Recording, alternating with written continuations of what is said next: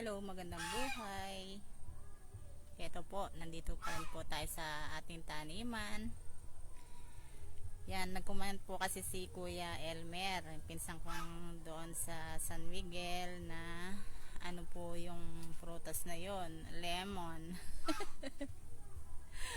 Mayroon din po kami tanim na lemon dito. Ito po. Kaya lang hindi po natuloy yung bunga niya nung kinain nung caterpillar. Meron na sana siyang bungang isa. Ito yung ating puno ng lemon. Meron na rin po siyang bulaklak. Ayan po. Ito, grafted po yung ating lemon. Ayan, yung bulaklak niya. Namumulaklak na siya. Ano po ito, binili namin sa mga nagtitinda ng seedling doon sa may daan, sa may harapan ng school ng Karangian Elementary School.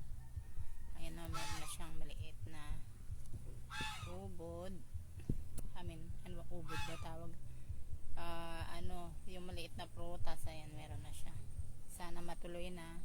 At saka, makikita natin may kumakain, baka nandyan pa yung mga caterpillar, hindi lang natin makita. May kumakain sa dahon niya, no? Ito po yung lemon natin. Ito yung bulaklak niya.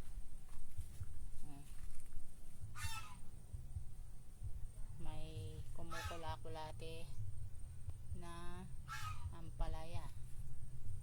Ayan, pumupulupot na ampalaya.